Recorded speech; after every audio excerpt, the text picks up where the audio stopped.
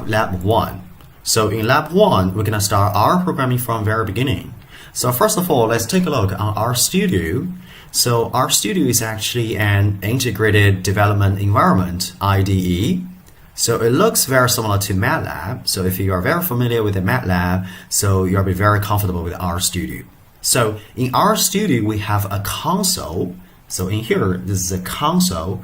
So this is where you're going to interacting with your R engine. So on the console, you can see the R prompt and the cursor. So the cursor is flashing in here. So if you hit enter, you can start with some new lines. And so if you input any commands after the cursor and hit enter, so the command will be executed. For example, if we input X and we assign a number 1 to X, if we hit enter, so that expression will be executed. So now if we auto printing X, we hit enter again, so now X is 1. So we're going to talk about this expressions later on. So now this is just to show you this is a console. We're going to interact in the R engine here on the console. And we also have a historical panel, which is on the bottom here.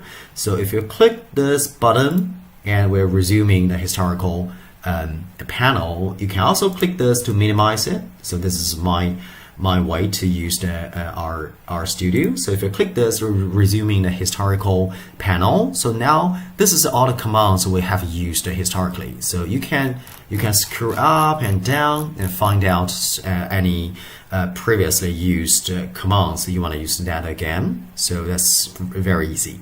Okay, we also have a panel with many options in here. So we have the environment, files, and plot, package, and help and viewers. So environment, so this is the first one. This is where you can check the loaded packages in here. So, and variables in memory. So you can click in here, this is a down arrow, and click global environment.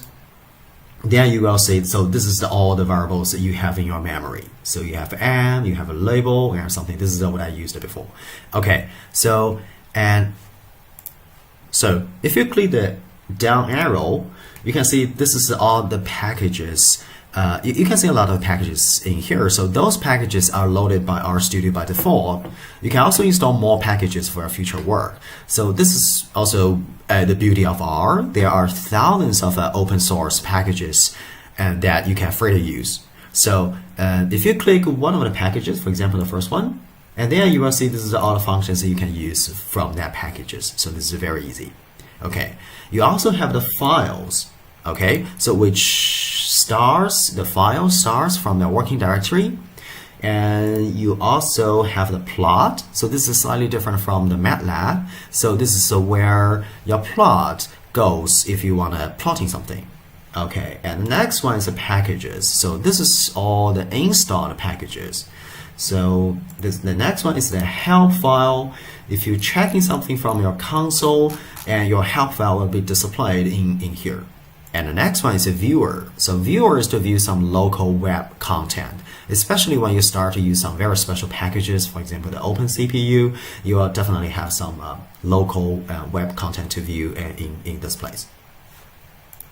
Okay, so to start our lab number 1, we should open our R script number 1. So if you click in here, so this is the open file icon, click this, and you can find out the first one. This is a DAR lab 01. So this is the R script we're going to use for our first lab. If you click open, so now I've already opened it. So this is our script we're going to use in that for our first one. Okay, so we're going to start it with the R programmings. So first of all, I want to introduce the hash symbol. So this is the hash symbol. Hash symbol indicates the commands.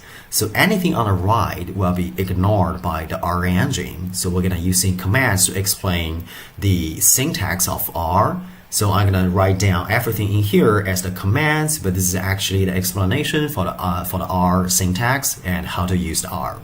Okay, to save our time, I'm not going to type in all the expressions and all the examples or expressions. I just want to execute expressions in the script by clicking the run in here. Okay, so when you click run, the R engine will execute a current line of the cursor. Now the cursor is in here, so then the cursor So after execution, the cursor will automatically moving down to the next expression. So for example, if I put a cursor to here, line 22, so and I click run in here, so line 22 will be executed, and now you can see the cursor will automatically moving down to line 25, which is the next expression. So the things we're typing into the R prompt in here are called expressions. For example, so the line 22, the symbol looks like this. Looks like a left-hand arrow is actually a less than symbol followed by a hyphen. So we put them together and we call it assignment operator. Assignment operator is assign a value to a symbol. So for example, in the first expression here, the symbol that I'm creating is called X, and the value I'm assigning it is 1. So if I click the run, execute this, so now we got X equal to 1. This is our R expression. So we can also assign a negative number to X using assignment operator. So when we're doing this, so I suggest you to leave a space between the X and assignment operator, and also a space between assignment operator and a negative 2.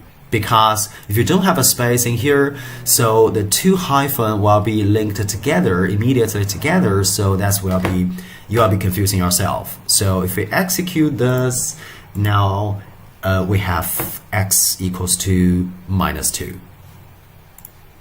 So the next expression is wrong. We cannot assign X to a number. So if we execute this, we can see we got an error in here. So this is invalid. We cannot assign an X, a variable, to a number. But this is okay. So we can have a right-hand arrow in here. So that basically means we assign 1 to the right-hand side, which is a symbol X in here. So if we click this, we can see it. So that's okay, but usually we don't use that. So we use this assignment operator like this. So we don't use this. So this is usually very confusing. Okay, so the next one. So the next expression, I'm going to print out the value of X. So print is a function. When I print out X, I get the value of X, which in this case is 1. So as a function, print can also print out a string. For example, hello world. So we're gonna try to execute. For example, we execute this. So we can now see we got a 1. This is the value of X. Now we can print hello world. So now we can see hello world is a character vector. So let's print it on the screen. Okay. So if in here, so if we just type X and hit the enter, so we're basically auto printing the value of X. So if we just execute this, now we got this. So if we just input X and hit the enter, so that means auto printing the value of X. Okay, now we're moving down. So we can also assign a character or a string to a variable MSG. So if we execute this and we're auto printing MSG, so now we got the value of MSG, which is hello. This is a character vector, or this is a string, basically. So we can also assign a sequence of number to X. So in the next example, so column is to create an integer vector from 1 to 200. So we are assigning a vector from 1 to 200 to X. So if we're auto printing X, then we should have a long sequence of integers. So we're going to try to do this. If we execute the first one, we assign a sequence to X, and next we're going to auto printing X. Wow, we got a lot. So now you will notice at the beginning of every line, so we have a little bracket with a number. So this is a little bracket with a 1, little bracket with a 14. So that tells you what element of the vector is being shown at the first place of this line. For example, 14 is the number 14th element in X. So also 196 is the number 196th number in element in the vector X. So this is just an indicator and telling us where our element is. Okay, so the next expression is class x. So if we call class to x, now we're gonna returning the type of x. So if we run this, the return is integer because we assign an integer vector from 1 to 200 to x. So now we can see the type of x is an integer vector.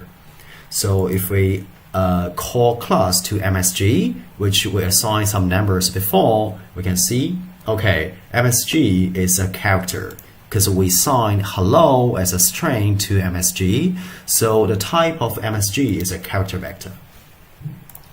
Okay, so the next one. So this is an example for the R grammar. So the grammar of our language determines whether an expression is complete or not. For example, like this, we have x, which is a variable, and we have assignment operators in here, but we don't have any values in here. So that means we don't assign any value to x. If we execute this, so we will see, okay, so we're gonna get some error.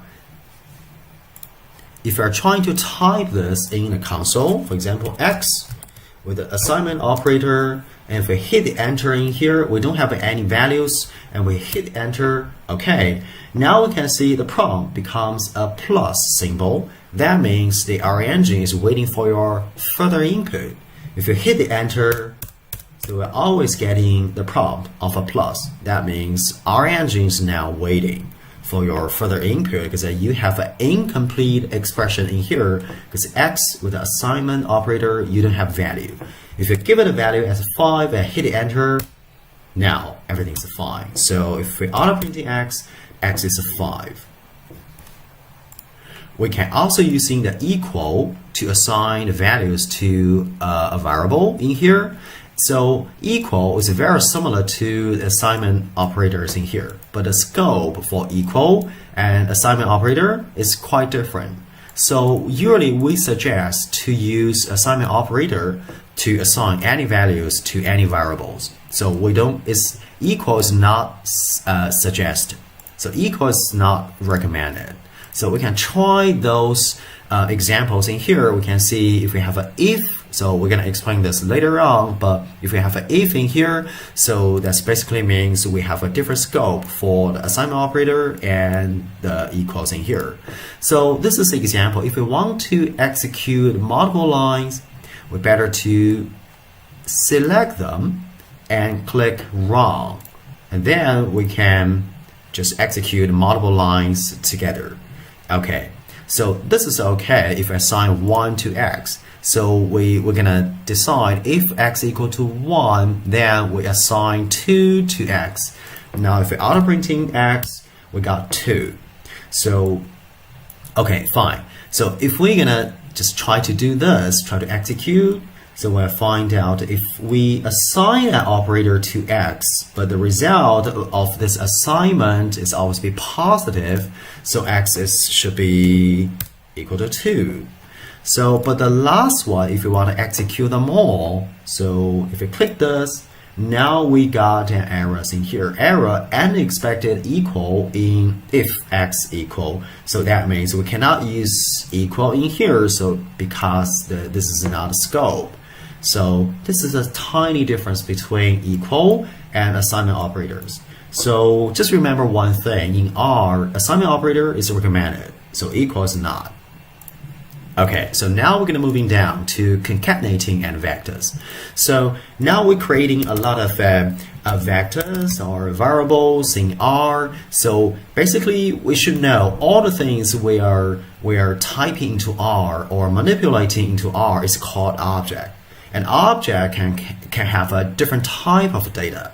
So in R, we have 5 basic classes of object. Or you can understand this as we have 5 different type of data, 5 different type of variables in R, which is character, numeric, integer, complex, and logical. So complex, maybe you're not very familiar. This is for engineering. So that means for a number, we should have a real part and imaginary part. So if you don't understand, that's fine. So because in most of the cases, we don't use that. Okay. So the most basic object is a vector. So vector is basically a sequence of variables. A vector can contain the objects of the same class. So that means if you have an integer vector, so all elements in that vector should be integer. If you have a numeric vector, everything should be numeric. If you have a logical vector, everything should be logical. But we got an exception, so list. So list looks very similar to a vector, but list can contain objects of different classes. So that's probably one of the reasons we're going to using list. So we're going to talking about list and vector later on. So this is just a very basic concept. Okay, now we're going to moving down to introducing a C function. So C function is a one way to creating a vector of object. So you can think about C is it's a short for concatenate. So we can concatenate everything together, combine them together as a vector. So for example, if in here X, we assign a C with a bracket, so that means we're going to using C function to concatenate 0.5, 0.6, and 0.8 together. So if we execute this, and we can try to auto printing X, now we can see X contain three elements. The first one is 0.5, and the second one is 0.6, and the last one is 0.8. So this is how we're going to using C function to concatenate three numerical numbers together as a vector, and we assign the vector to X. So now X is a numerical vector of three elements. Okay, so the next one, we're also using the C function to concatenate the logical values together as a vector, and we assign that to X. If we execute this and auto printing X, you can see, okay, X contains three elements. First one is true, and then false and false. Because this is a logical vector, so every element is a logical value, either true or false. Okay, so we're moving down to the next one. We can have, because in R, we have a very interesting feature called partial matching. So we can only use partial of true or false to creating a logical vector. In here, F is representing for false, T representing for true. So if we execute this, and auto printing X, we can find out X is also a logical vector, but the value is going to be changed because we have a new value assigned to vector X. So this is a false, true, and true. Because we have FTT that represent false, true, and true. Okay, the next one. We have a character vector. So we concatenate A, B, and CD. So this is three characters. We're going to concatenating them together and assign that to X. If we execute that and auto printing X, so now X is a character vector containing three elements of a character. The first one is A, second one is B, and the last one is a CD. Okay, so the next one is a complex number. So this is a very typical format for complex number. If you don't really understand, that's fine, but this is just an example for C function. We can also concatenating two complex number together as a complex vector for X. So if we execute that and auto printing X, now X is a complex vector containing two variables. So the first one is 1 plus OI, and the second one is 2 plus 4i. 2 is a real part, and 4i is an imaginary part of a complex number. Okay, so now we're moving down. We can also using vector function to create a vector. So by using vector function, you can assign the class and the length of the vector. But the problem is that you cannot assign the initial values. For example, if we execute the first one, so apparently, this is going to be a vector of a numeric. So the length is going to be 10. So if we auto printing X, so you will see the default value for numeric vector is all 0. So now we have 10 zeros here as the initial value or default value for a numerical vector X. Okay, so next one, we're trying to creating a vector of logic. So this is going to be a logical vector, and the length is 5. We're going to execute this and auto printing x.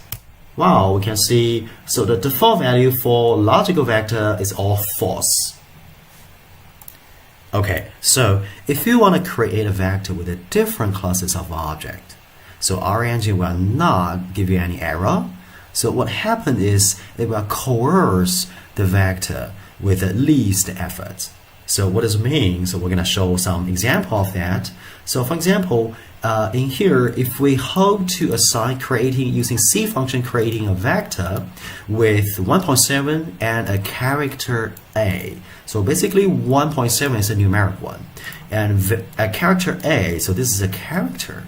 So this is definitely two different type of value. How can we just using C function to creating a vector of the two types of value? So if we try to execute this, we can see there's no error. If we auto printing y, so what happened is, so our engine automatically coerce 1.7 to be 1.7 character. So this is the least effort because our engine don't know, so how they're gonna convert A to be a numeric vector. So maybe it's not possible. So it's a very easy way to convert is it converts the 1.7 to be a character. So this is a very straightforward one. So if you give a 1.7, so our engine just keep 1.7 in here, but just change it, convert it into a character. So now y is a character vector with the two elements. The first one is 1.7, but it's a character. The second one is a character. Okay, so this is a coercion. So the second one, we have a C function with the t, which represents the true, and the next one is 2. So if we want to just combine them together as a vector, so we will see what happens if we execute that and auto printing y. Okay, we hit enter. What we will see here, so we are having y as a numerical vector with a 1 and 2 in here.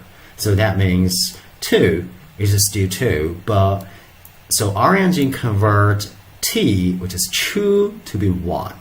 Okay, so this is a very interesting conversion. So t is converted to be 1. So what if we change this to, for example, we change this to f.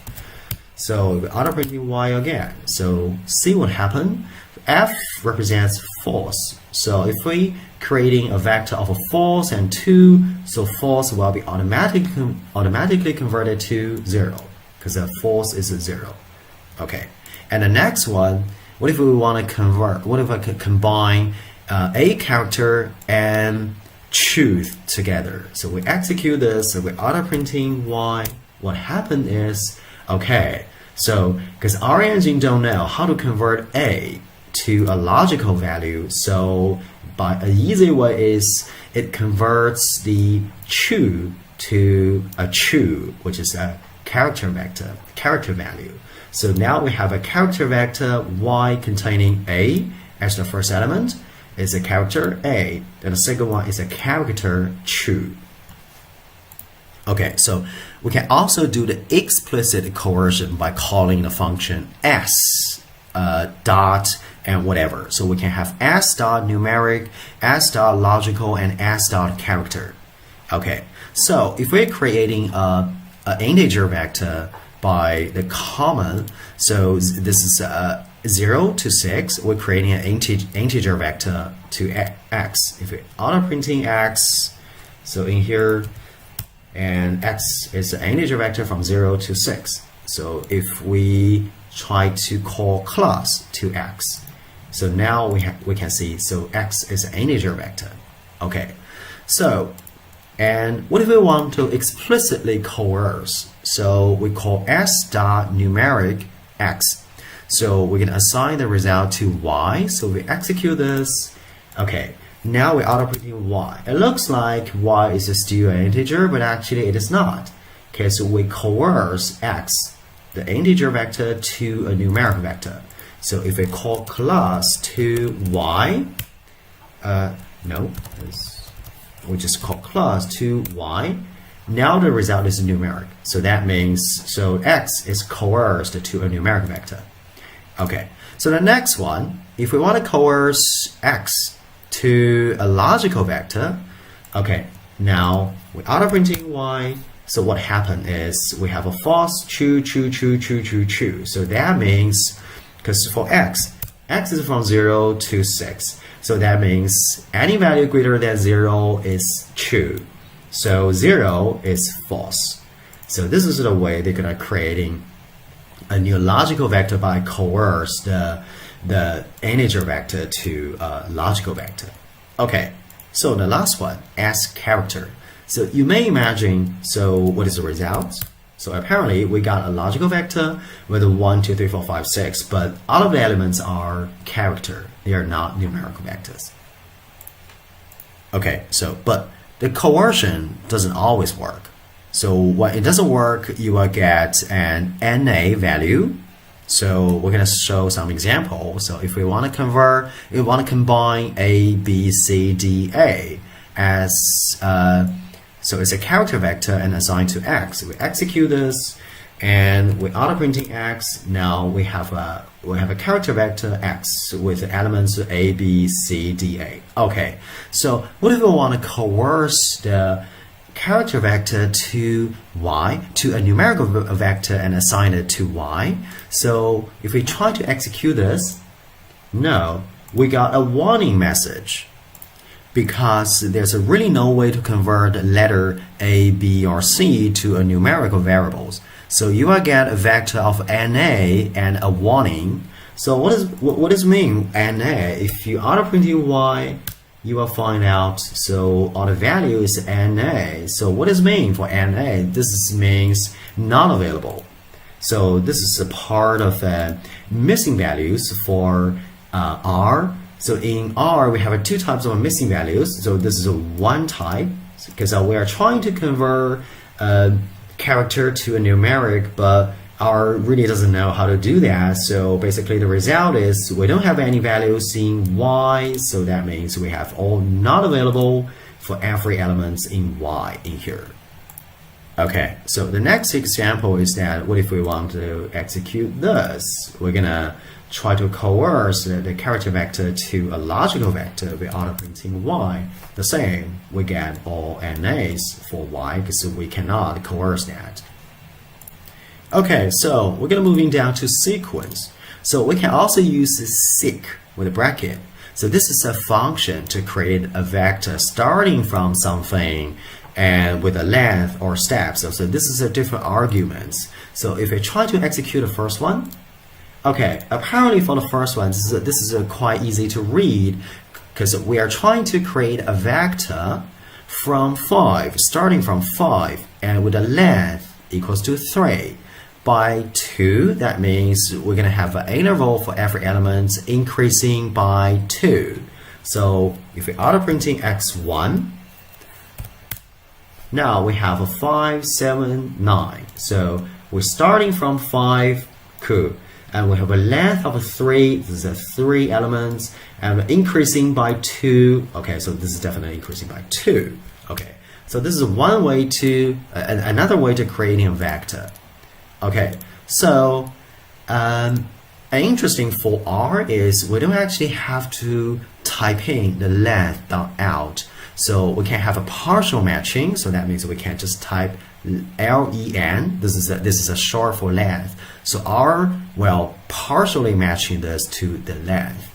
Okay, so if we give it by, so as a negative numbers in here, so we can creating x2. So we try to execute that and auto printing x2. So this is we're gonna starting from 9 and with a by negative 1 and with a length of 3. So it's 987. Okay.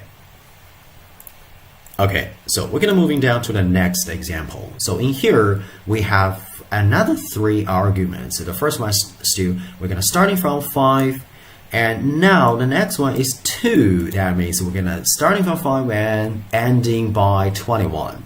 And we like a vector with a length of 7. Okay, cool.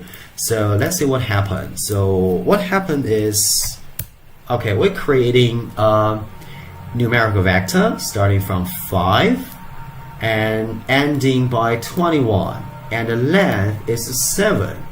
Okay, now the R engine will calculating by the information we provided, and they're going to calculating the intervals. So the way they're going to calculate the interval is, if you really want to starting from 5 and ending by 21, so this is a 2 points, so they're going to fix the 2 points, and then you need 7 elements. So because the 7 elements, that means we have 6 intervals. So the R engine, we're going to using 21, which is your ending, minus 5, which is your starting from, and divided by 6, because you have 7 elements, that means you have 6 intervals, and then that is your interval increasing level. So every element you're going to increasing by 2.667.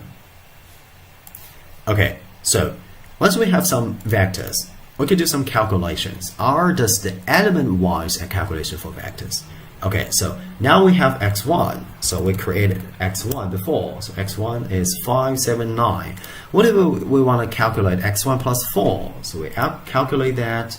So we're auto printing y. Now y is 9, 11, and 13. That means x plus 1. So basically R is gonna plus are gonna using every element of x1, so plus 4. So we're gonna 3 new elements. So this is for the plus results. So similarly, we can also calculate the multiplication and divide it, also the square. Oh no, also the power. Okay, we're gonna try to execute this and find out. So what is y? So this is basically multiply every element of x1 and every element of x2, and the results are going to be 45 and 56 and 63. So if we auto printing x1, auto printing x2, so apparently, so we can see, and 45 is 5 times 9, and 56 is 7 times 8, and 63 is 9 times 7. So this is the element-wise calculation. Okay, so next one, what if we calculate x1 divided by x2? Okay, and we're auto printing y. So apparently, so this is 5 times 9, 5 divided by 9, and 7 divided by 8, and 9 divided by 7. Okay, now, so the next one is with x with the power of x2. So that's going to be, if we auto printing that as well, we got a pretty huge results because this is power. Okay, so we're going to moving down to list. So as I mentioned a little bit earlier in this lecture, so the idea of a list is that it looks like a vector, except that every element of the list could be an object of a different class. That makes a list very, very handy for carrying around different type of data. So in here, I'm creating a list called X. So by using a list function, so this is a list function. And the first element is a character name, and the second one is from 35 to 40. So apparently this is a numeric vector. And next one is t, that's a logical one, logical value. And next one is 1 plus 4i, that's a complex value. If we execute this, auto printing x. Okay, cool. So this is not a problem with list. When I auto printing the list, you will see it prints out a little bit differently. So the elements are indexed by double brackets. So the first element is a character. So the second one is an integer vector. So we have several elements for the integer vector. And third one is a logical value. And last one is a complex number. So this is a 4 elements of x. X is a list. Okay, so the next one is also an example for creating a list. If we execute that and auto printing x, so for this example, we're going to creating a list. The first element is a numerical vector from 1 to 4. The next one is 0.6. Okay, so when we're creating this, so we can see the first element, we give it a name, FOO. That's the name for the first element. BAR, bar, that's the name for the second element. So the name is also a very interesting feature for list. So later on, we're gonna see how we're gonna using a name to sublisting a list. So we're gonna talk about that later on. Okay, now we're gonna moving down to a new type of data, matrix. Okay, matrix is a special type of vector in R. So, for example, like this, we can creating an empty matrix with a matrix function. So you can explicitly say how many rows you want, how many columns there are. If I auto printing a matrix, you can see matrix initiated with very interesting values. So we're gonna try to do this. If we're creating a matrix with n row, that's basically 2. That means we want 2 rows and 3 columns. If I want to auto printing m, so you will see. So matrix initiated with the NA value. So this is the no values in here. So you can also see there are 2 rows, 3 columns in here as the matrix, and they are labeled by 2 numbers in a bracket. So the first number indicates the number of rows. Second number indicates the number of columns. So if we type m with 1 and 3, so that means the first row, third column. So if auto printing that, apparently so the value is not available.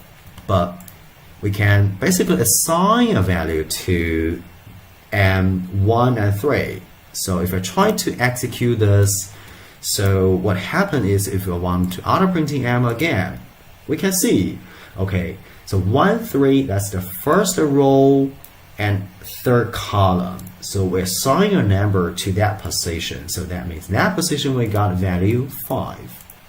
Okay, so we can also apply dim function to m. So if we call dim function to m, so we will see we got a results. So this is a dimension of matrix. So we got a 2, 3. That means we have a 2 rows and 3 columns. Okay, so in the last example, we can only creating an empty matrix with a default value, which is not available. But we can actually assign some initial values to matrix. So here it is. This is a very good example. So in matrix function, we can have several different arguments. The first argument is 1 to 20. We have a column to creating a vector, numerical vector, integer vector. So this is from 1 to 20. So we got 20 numbers. And then we assign the number of row and number of column. So we got 4 rows, 5 columns. So in total, we have 4 times 5 is 20 positions in this matrix.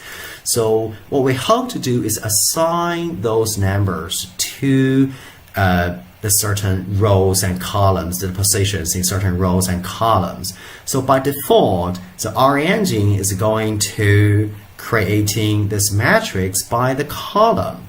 So if we try to click this, so we're going to execute this, so auto printing the m. Now, so what happened is we have a vector 1 to 20. So now the R engine want to fill this matrix by the column. So fuse the first column firstly. So 1, 2, 3, 4. Okay.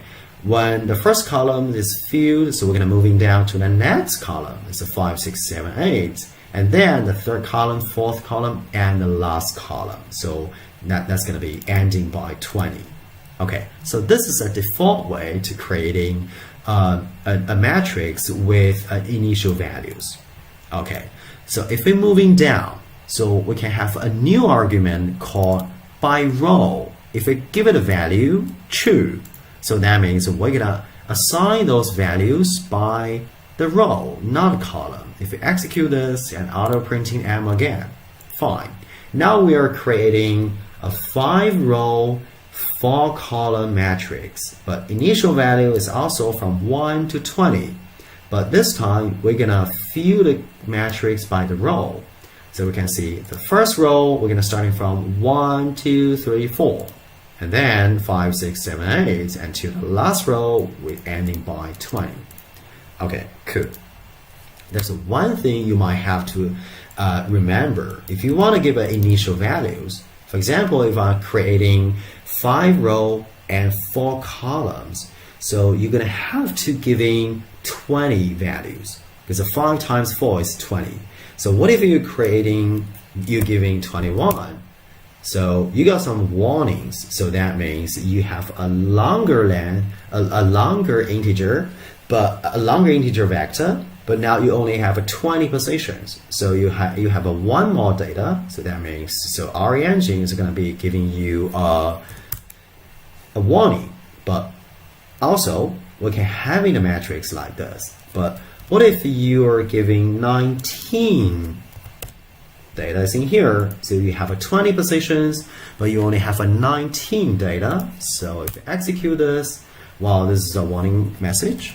So that means this is a very interesting example. So you fill the matrix by 1, 2, 3, 4 until 19, and then we are running out of the number. So we're gonna going back again, starting from 1. So that's the way if you have less numbers than your positions. So that's the way how R is going to assign your initial values to the matrix. Okay, so now we're going to moving down. So this is a very interesting example. So you can also create a matrix from seq.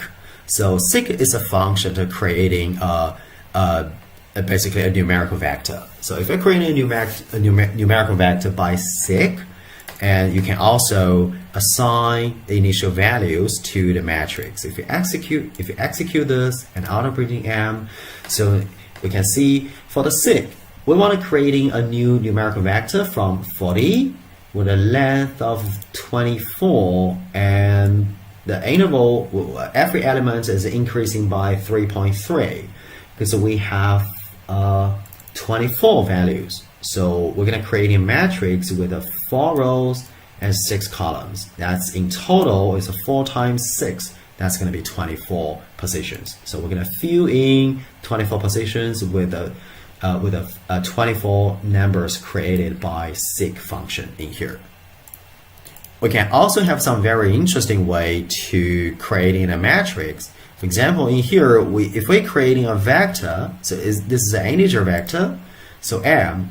If we just auto printing that, so this M is an integer vector from 1 to 10. So now we can give M some features.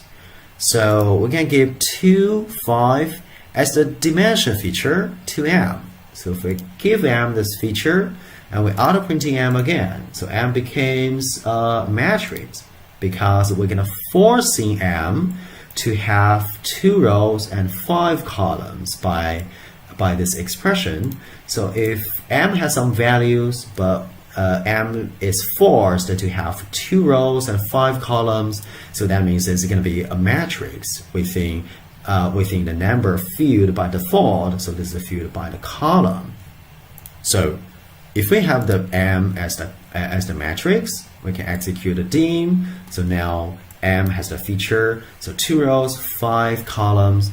If we call attributes to the M, so attributes means now we have the matrix have one attribute called dimension. So the dimension has 2 rows and 5 columns. Okay. So apparently we can also assign some character vector to the matrix.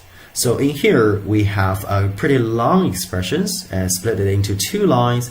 If you want to just execute the 2 lines together in RStudio, so we're gonna select them and click run. So that means we're gonna execute the 2 lines together. So let's take a look at this. So this is also creating matrix, but first of all we're creating using C function creating a character vector. So this is a character vector containing a lot of elements. So basically it's a 1, 2, 3, 4, 5, 6, 7, 8, 9, 10, 11, 12. We have 12 character elements in a character vector. So now we're creating a matrix with 3 rows, 4 columns, and by feeding the initial values by row. So if we just auto printing M, so we can see we're gonna fill the matrix by row A, B, C, A, B, C, A, B, C, A, B, C. Okay, so this is going to be how we're going to fill that. So if we have this matrix, so if we call M with a bracket 2, 3, so that should be returning the second row, third column elements. So that should be A. So we're going to try to execute this. Fine. So the return is A. Okay. And what if we leave the first number as empty?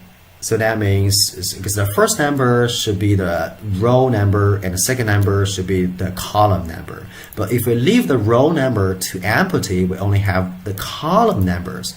So that means we hope to return all the elements at the second column. So if we run this, so that means we're going to return the second column, which is a BCA. So this is a BCA. That's the second column. So we don't have a row number, we only have a column number in this example. So similarly, if we only have a row number, we don't have a column number, so that means we're gonna return the third row, so which is a CABC, so CABC. This is the third row because we don't have a column number. So number 3 means we hope to return all the elements at the third row. Okay, so if we're moving down together, we also have some other ways to creating matrix. So if we're creating a integer vector 1 to 3 to x, and we're creating another one 10 to 12 to y, now we have 2 integer vectors x and y. So now we have C binding. So this is actually column binding to M. So let's see what happened. So we're auto printing M, so that means we binding x and y by the column. So that means we consider x as a column, we consider y as another column, we combine them together as a matrix. So we can see the first column is name is x, we have a 1, 2, 3. Second column is name is y, so we have a 10, 11, 12. So this is a one way to creating a matrix. Also, we can have R bind. So this is a row binding. So we execute this when auto printing M. So that means we consider X as a row and consider Y as another row. So the first row is 1, 2, 3, and the second row is a 10, 11, 12. So that's another way to creating the matrix. Okay, so now we're going to move into factor. So factor is a very special type of a vector. It looks like a vector, but actually it is not a vector. It's used to create or represent a categorical data. So there are 2 types of a factor. So it's unordered or ordered. For example, male and female are unordered, but ordered factor represent things that are ranked. For example, we have the temperature high, medium, and low. This is definitely ranked factors. Okay, so factors are very important because they are treated especially by modeling functions. Especially when we're having a classification problem in machine learning. So our labels are usually represented by factors in R. So this is, I would say, so one of the most important data types in R. So here is some examples of creating a factor vector. So for example, if we firstly using C function to creating basically it's an integer vector to assign that to label. So we execute this and we auto printing label. So this is pretty simple. We see that before. So this label is going to be an integer vector containing either 1 or -1. Okay, so if we call class to label, so we can see, so this is a numerical vector. So we're containing 1 or -1. Okay, fine. Now we can convert the numerical vector to be a factor vector by using s.factor and label. So we want to convert label from numerical vector to a factor vector and assign the result back to label again. So we run this and we're auto printing this. We can see, first of all, we're printing the value of label. This is a 1 or 0, 1. And the next line after auto printing, we have levels. This is very special for the factor vector because that means in this vector, we only have we have a categorical variables, categorical numbers that only containing two levels, 0, 1, and 1. Okay, now if we call class to label, we can see what type of data we have in label. So it's factor. So now we have a factor, a factor vector in here. So this is a name of that is label. Okay. So table is a new function. So we just call table to label to have some fun.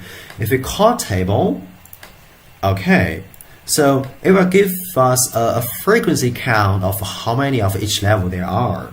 So because we know label containing 1 and -1, so the table function tells us for -1, how many -1s in label, which is the factor vector. So apparently we have a 3 -1. We have a 4 +1. So this is basically a summary for our vector. Okay, now we're going to moving down to missing values. So this is a very special type of object. We haven't talked it too much. So there are the missing values. So missing value in R are denoted by either NA or NaN. So NA is abbreviation for not available, and NaN is abbreviation for not a number. So usually not a number is for undefined mathematical operations. For example, if you're using 0 divided by 0, so the result is NaN, so it's not a number. Okay, so here's an example. If we're creating a numerical vector with 1, 3, and NA, and a 10 and NaN, so we can creating that, and if we auto bring X, so basically X is a numerical vector with NA and NaN.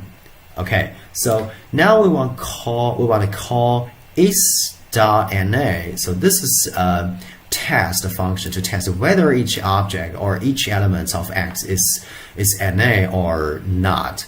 So if we execute this, so okay, cool. Now we got some result for is.NA. So that means which one is NA, which one is not NA. So the first one is false, that means it's not NA. Second one is a 3, 3 is not NA. And then the next one is NA. So true means this one is NA.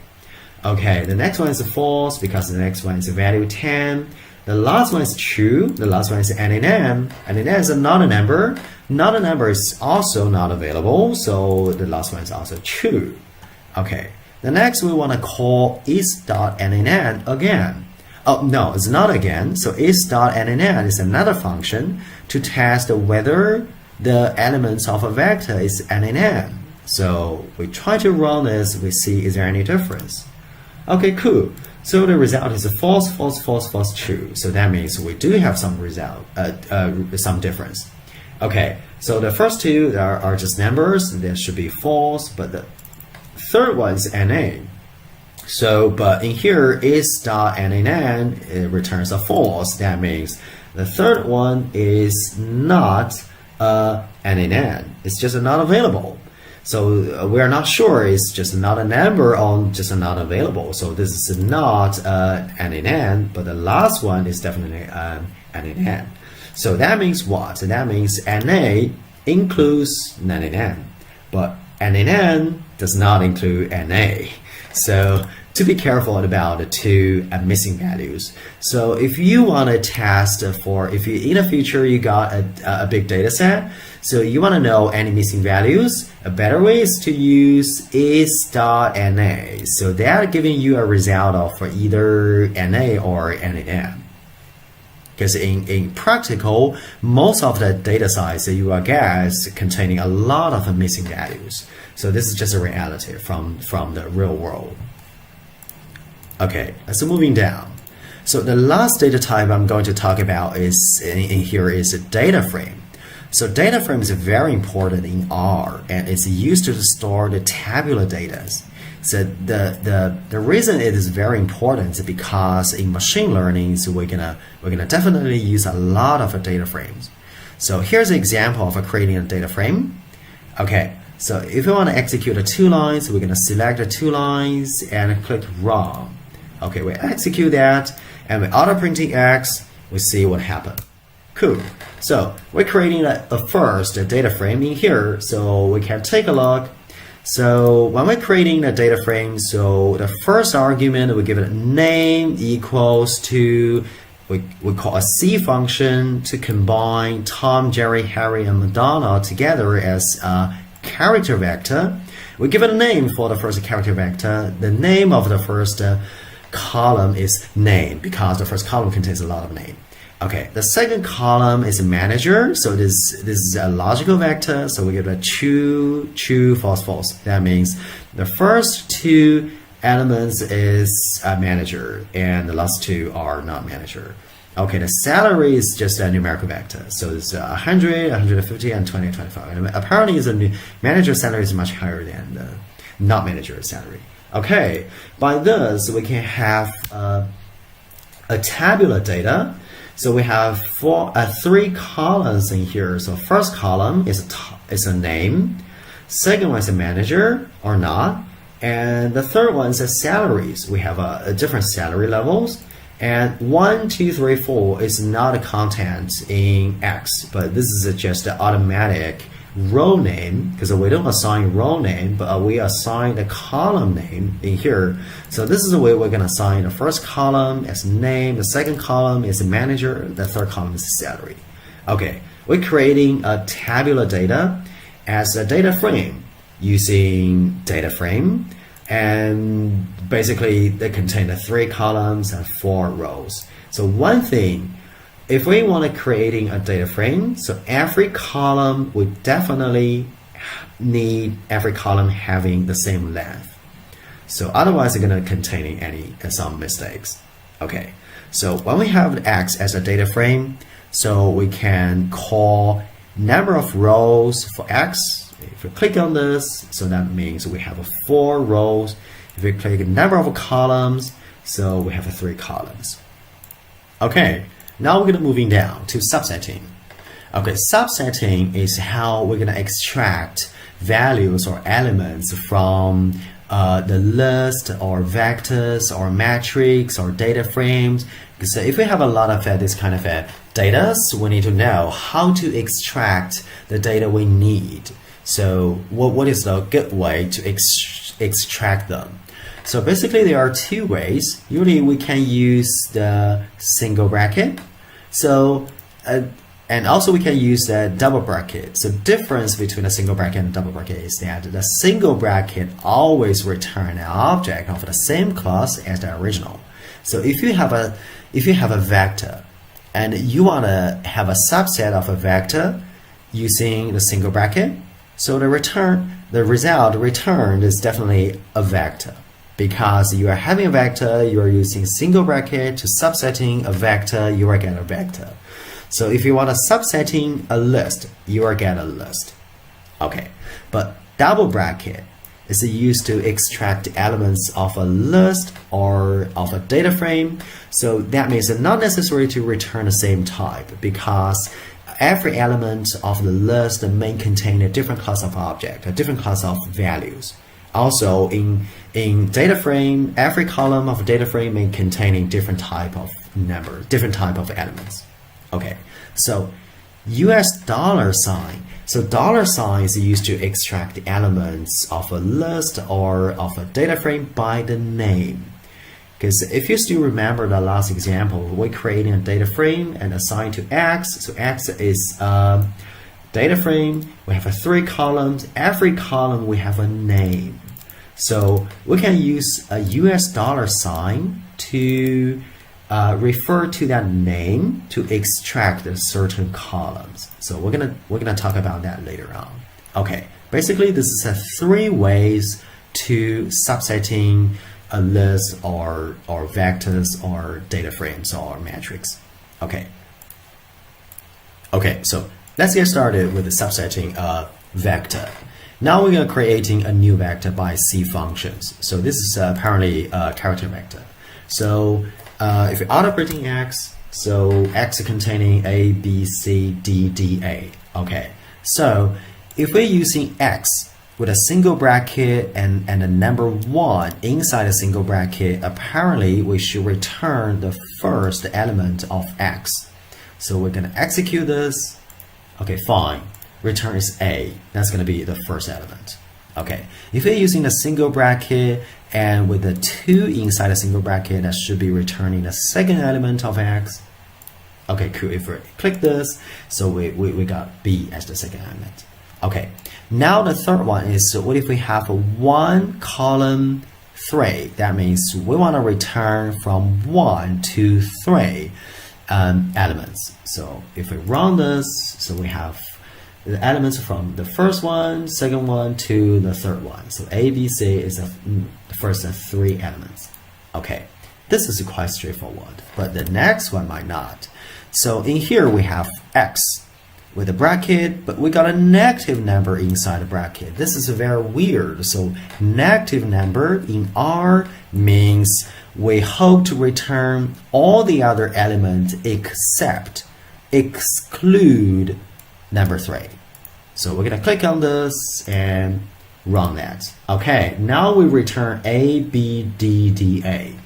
So still remember what is x? If auto printing x again, so you can see the third element in x is C. But if we using -3, so to subsetting x, so now that means we're going to return every other elements excluding the number 3, so which is a C. Okay, so this is how we're going to use in a negative number.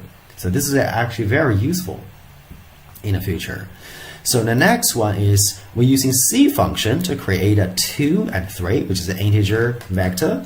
So, and we also give it a negative sign in here. So that means we hope to return all the elements excluding the second one and the fourth one. So we're going to execute this. Apparently, so second one is B. And the fourth one is D, so we don't have that as return in our return. So our return is A, C, D, A. So this is A, C, D, A. Okay, cool. And the next example is that we have a negative sign in here and 3 to 5. That means we hope to return all the elements excluding the elements from the 3rd place to the 5th place. So we're going to run this. We can see the 3rd place is a C, and the 4th is a D, and the 5th is D. So we exclude them. Now we're returning A, B, and A. So this is how we're going to use the negative index.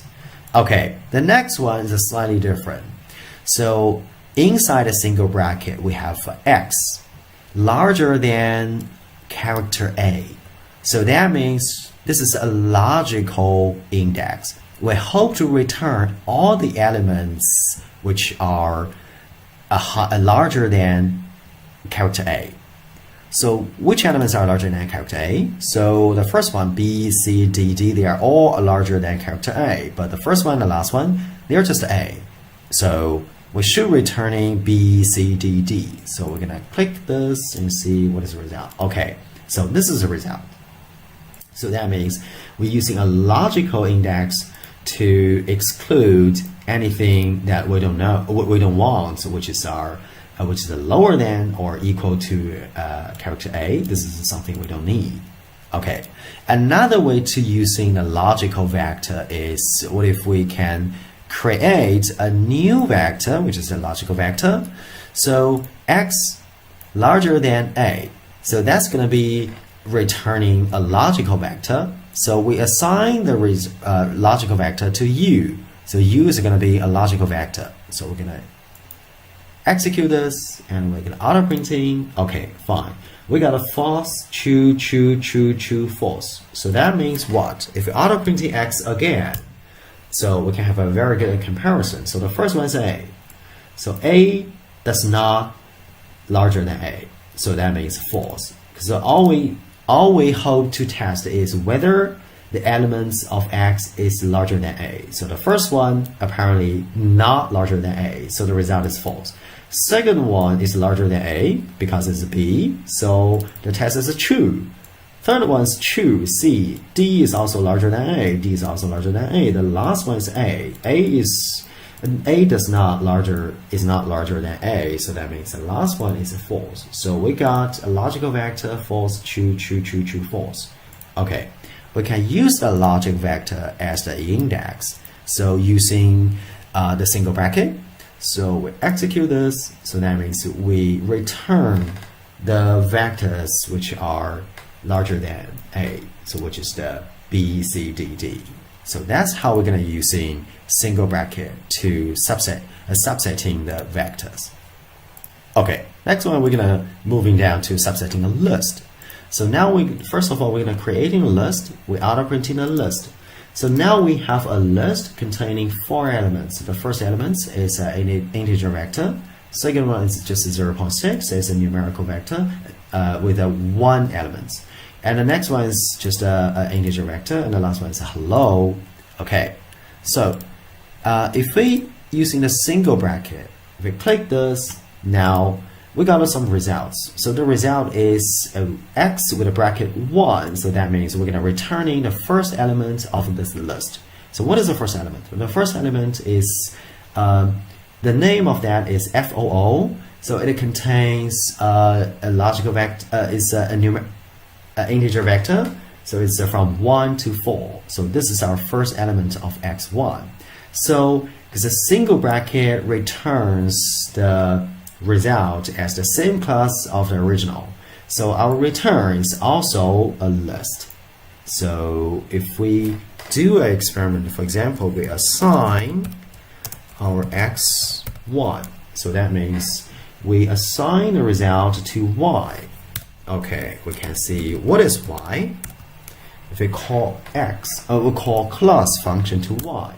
Okay, we can see y is also a list. That means x with a single bracket 1, so that returns a list in here. Okay, now we are using double brackets in here. Let's see what happened. So what happened is we return the first element, but now we got just a vector. So vector from 1 to 4.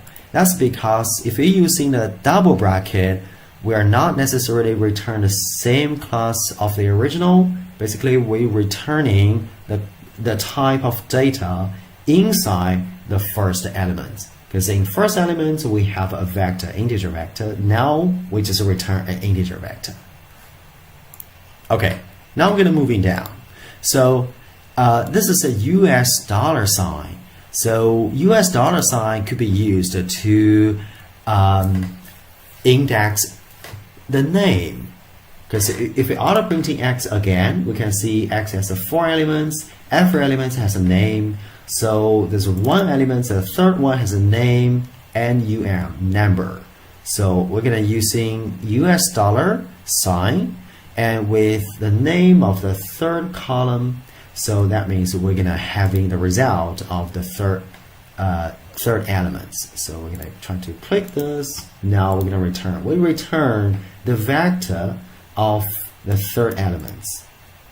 Okay, we can also use in double bracket with the name. So if we run this, we can find out that we're also returning a vector, integer vector. So that's actually the third element of the list X, and the third element has a name, NUM. Okay. So, and we can also use a single bracket, but we give it a numerical vector. So we're using C function to create a numerical vector with a 1 and 3. So that should be returned the first and third elements of a list X. So we're going to clicking on this. So that means we're returning the first and third elements of list X. So apparently, because we are using single bracket, so the return is also a list.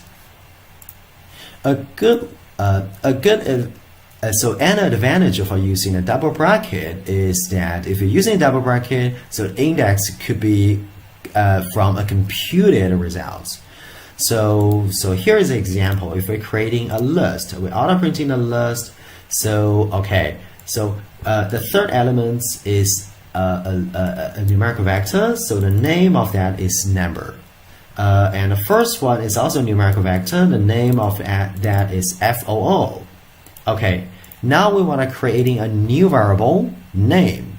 So we assign a value to name. The value is FOO. So we're going to assign FOO to name. So now name is a variable. So we're using a variable as the index in the double bracket.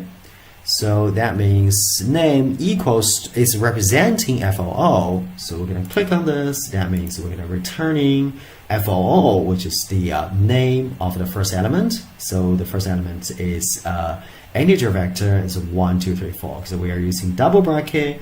So we returned is just a vector. Okay. If we're using double bracket, we can have two numbers inside double bracket. So here's an example. If we're creating an X, so if we have using a C function of creating a numerical vector of a 1 and 3 inside a double bracket, so 1 and 3, so two numbers. So the first number indicating so which element of X we want to return. Second number indicating which number inside that element you want to return. Okay, if we execute this, okay, cool. So 1, 3, so that means we hope to return the first element, so which is a vector, and the third value inside that element. So the third value is a 3. So now we're going to return 3. Okay, so if we execute this, so we got a 5. That means we hope to return the third element, which is the number, this is the vector, and the fourth number inside that element, so which is 5. So this is the way we're going to be using two numbers in the double bracket to directly returning the certain value inside an element. Okay, now we're going to doing subsetting a data frame. Because subsetting a data frame is even more important. So we're going to using this example. First of all, we're going to creating a data frame. So now this is a data frame, and we're going to auto printing this. So now we got a tabulate data with 3 columns, name, bar, and salary. Okay, cool. Now we try to retrieve the first column. So if we click this, cool. So if you're using a double bracket with a 1 in here, so that means we hope to return the column. And also, so because we are not using single bracket, we're using double bracket, so we're not returning a data frame, so we're going to return just a vector. So if we try to execute this, so that means we hope to return the second column, so which is the bar. So now let's take a look on this. So this is a single bracket with a 3 dot and 3 comma and nothing at all. So that means what we hope to return is the third row of the data frame. Because if we have 2 numbers in here, so the first one is always be the row, the second one is a column. We don't have any column numbers, so that means we hope to return all the elements at the third row.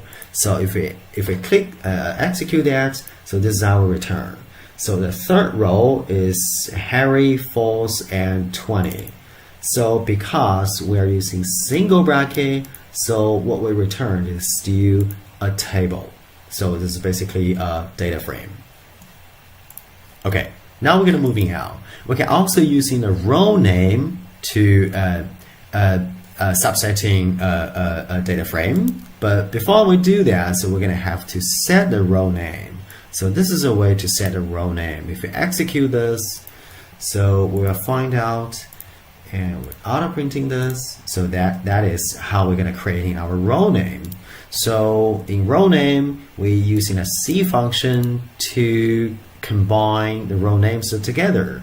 So the length of a row name should be the same as our row numbers. Otherwise, we're going to create some errors. So this is our row name. So if we hope to get some information by the row name, so we can, so this is the example. So we're going to use in the row name, and instead of the the number of the row, but we leave a column number or column name to be empty. So that by this way, we're going to return a certain row. But remember, so this is a single bracket, so what we return is still a data frame. So, okay, so if we click to run this, basically we use a number. So number 3 is row 3. So that means we can use either the number or the name of the row to return the certain row. Okay, now we're going to moving down to subsetting matrix. So before we do that, we're going to create a new matrix. So the new matrix is a 4 by 5, 4 row and 5 column, and the numbers 1 to 20 and filled by column. Okay, cool. So now we're gonna try to using a single bracket with a 1 and 2. So we're gonna click to run. So apparently we got 5. So 1 and 2 means the first row, second column. So we're going to counting this from the upper left, so always from this corner to counting. So this is 1 and the second row and the third row and the fourth row. So this is the first column, second column. So from upper left to counting the row and column. Okay, so the next one, what if we want to return the second row, the third column? So that's going to be 10. So the second row, the third column, that's going to be 10. Okay. Okay. And we can also have the two set of data inside a single bracket. If you click to run this, now you can see you're returning the rows and the certain columns in here. So in here we have 3 to 4, 2 to 4. So that means we hope to returning the row from third row to the fourth row, third row to the fourth row, and at the same time returning the second column to the fourth column, second column to the fourth column. So that means we're gonna just returning from 7, 11, 15, and 8, 12, and 16. So this is gonna be from third row to the fourth row and second column to the fourth column. So this is a small block in here. So this is our return small block in here. So this is how we're gonna returning a small block of a matrix from a matrix. Okay, so apparently we may guess what will happen. So if we're using 1 and we leave the column number to be empty, so apparently, so we're gonna returning the first row. And this is 1, 5, 9, 13, 17. So this is our first row. So if we leave the row number to be empty, so we're gonna return a certain column. So this is the second column. We don't have the row number. Second column is a 5, 6, 7, 8. So this is our way to using our index to subsetting the matrix. Okay, so next topic is very interesting. So how to removing the NA values. Because in practical, when we got some data sets, they're always containing a lot of NA values or missing values. That's very normal. Because so one of the skills to handling the data is to removing most of the NA values in the real world data sets. Okay, so here is an example. So if we're creating a vector X, so and with auto printing X, we're going to find out. So X is a vector, is a numerical vector, but containing NA, and NaN. Okay, cool. So we hope to remove those NA and NaN. Otherwise, we cannot do any calculations. Okay, so we could use is.NA with a bracket X. So we tried this before. So that's going to be returning a logical vector. So telling us, well, so which element is an NA or which element is not an NA? Okay, so try to run this and we're auto printing this. So this is a is.NA, so that means the first is false. False means is not NA. Second is not NA. Third one is true, so it is an NA. The next one is not an NA, and the last one, and the next one is it is an NA, and this one is not an NA, and last one is an NaN. Okay, we hope to remove the true, 3 trues. The true means NA or NaN. Okay, so this is a logical index. And we know that we can use the logical index to subsetting a vector. But now, if we're using this to subsetting X, all we get is either NA or NaN, because only NA is true and the others are false. This is not what we need. What we hope to do is we exclude NA or NaN. So we return the normal numerical numbers. So this is what we hope. So now we need to do the opposite. So if we're using this, so as the opposite operators, so if we click this, so that means, okay, so this is an operation to opposite the numerical vector. So that means the false turning to true and true turning to false. So this is the opposite to our logical vector. So now this is what we need, because the first 2 elements are true. We hope to select them, and the fourth are true, and fifth are not true, and the sixth are true. So we hope to choose those vectors with true values in here. So that means we're gonna subsetting the vector X using this. So this is actually opposite to the NA index. So if we're clicking this, that means we're going to returning 1, 2, 4, 5, because this is a true, true, false, true, false, true, false. So that means we have a false and a third one, which is NA, and the fifth one and the last one, and NaN. So now we're going to returning a real data in here. Okay, cool. Let's moving down to plot. So plot a graph is very important if you want to do some analysis and show some results. Okay, so now we're going to creating an X. This is a numerical vector from 1 to 25, and Y is also a numerical vector from 1 to 25. Okay, now we want to plot a line by X and Y. X is going to be our X-axis and Y is the Y-axis. So what if we want to plot this and this line? Because for every point on the line, it has an X and Y. So we're going to using plot function. So the first one, first argument is X, which is the X-axis, and the second one is the Y-axis. And now we're using type.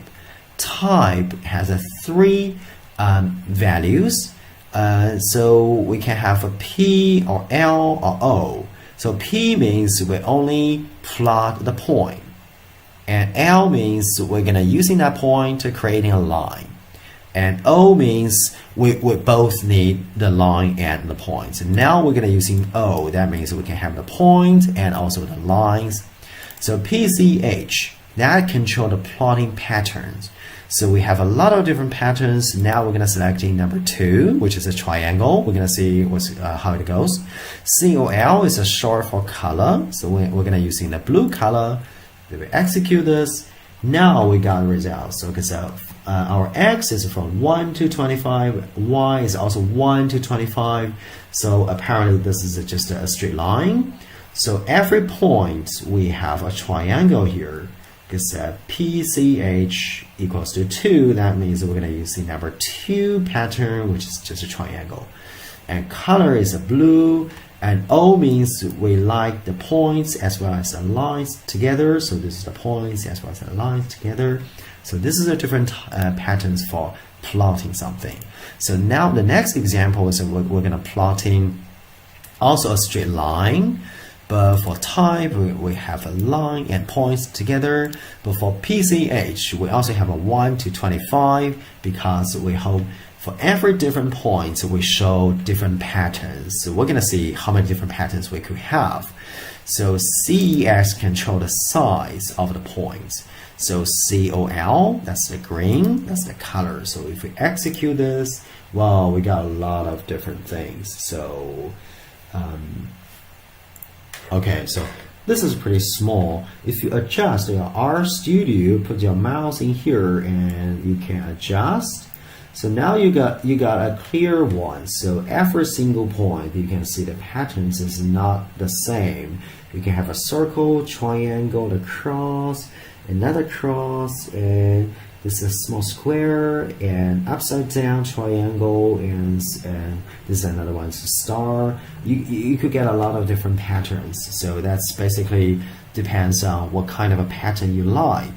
So okay, so we want to try the next one. So for the next one, we use a type P. That means we'll only have the points. Okay, so and also we're gonna try different size and different colors. Yeah. Okay, so and we want to minimize this. Okay, cool. So this is different patterns. We only have the points in here. We don't have the line. So every point we have a different patterns. You can see how many different patterns we could have. Okay, and the next one. So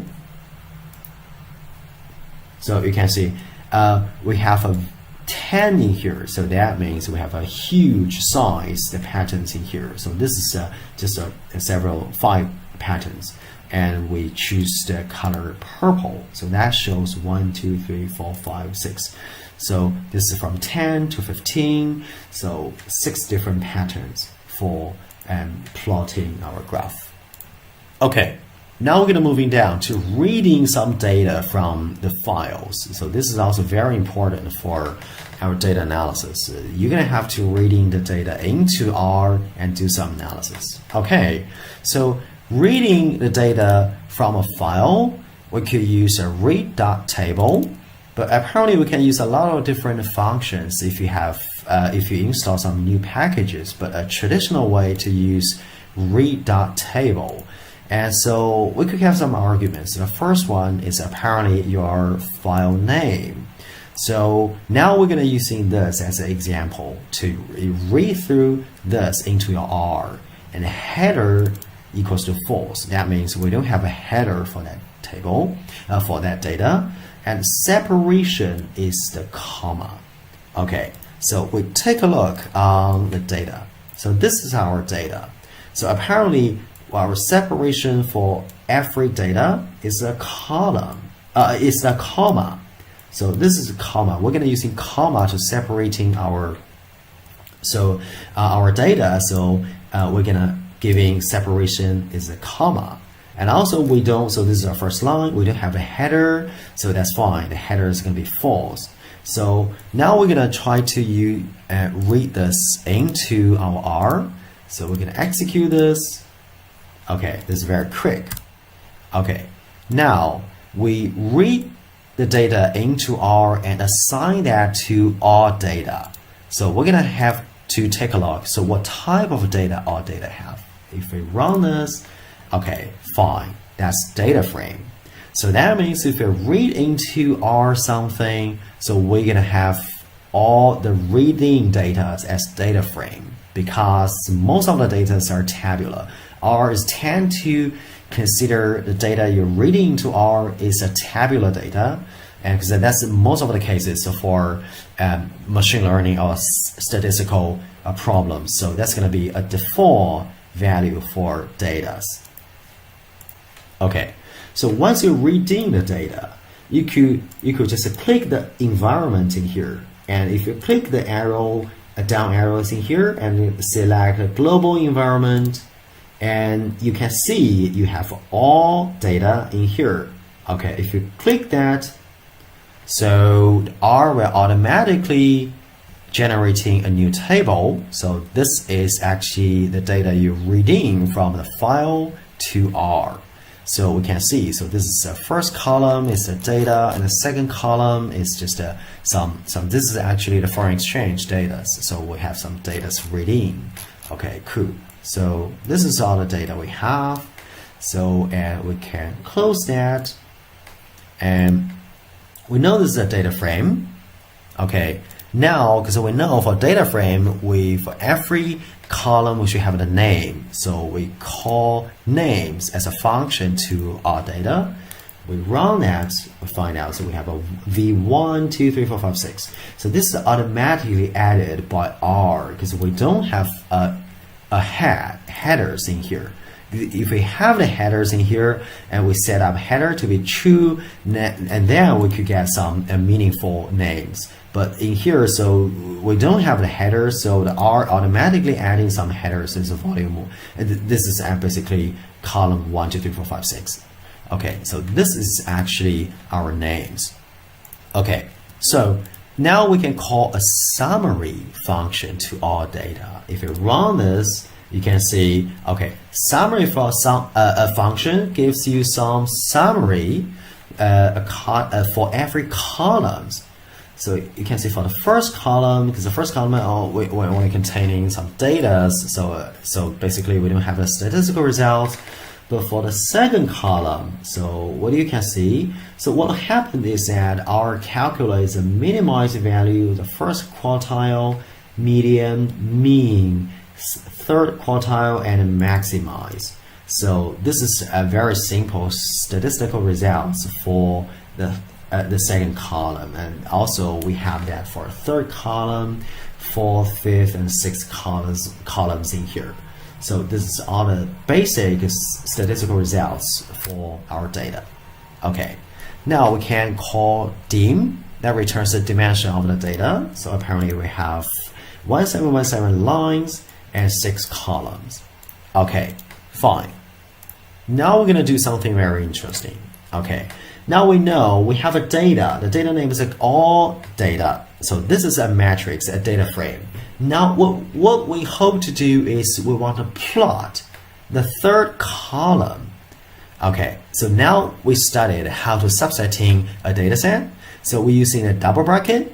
So, and we give it a 3, that means the third one. So we're going to return a third column, but we don't need any data frames because we hope to plot them. So we're just returning the vectors. So by the double bracket. So this is the data we hope to plot, and we're selecting PCH, and this is basically a point. So we hope to just using a point. And this is the size, and this is the color. If we execute this, okay, we can minimize this. Now we can see. So this is how we're gonna looking at the data. So it looks not very nice. Okay, but what if we want to change something? We want to just plot the lines with the color red. So we're gonna execute this, and then we minimize this. Now we got, so this looks like the financial data. So this is basically how we're gonna plotting the third column of the data. Minimize that. Okay, cool. And okay, we can also using the US dollar. So with the column name. So this is basically a column name. If we click this, so we're gonna still get the same results. And okay. So, okay, so there's a very interesting way to plot. So we're going to using this small symbol called tilde. So, and V3 and V1, that's the column name. So if we having V3 tilde V1, that means we're going to consider V3 as the Y and V1 as the X. So still remember what is V1. V1 is actually the data. So if we want to plot this, and the data equals to all data. So we're going to see what's going on here. So now this is pretty messy because all we want to do is plotting our data across the different plotting our foreign exchange values across the different data. So it's going to be pretty messy in here. So, but it doesn't matter. It's one way we're going to use. We're going to plotting. So, and it's an interesting way. Okay. So, what if you think that the data is too large? So you want to just plot part of the data. That's fine.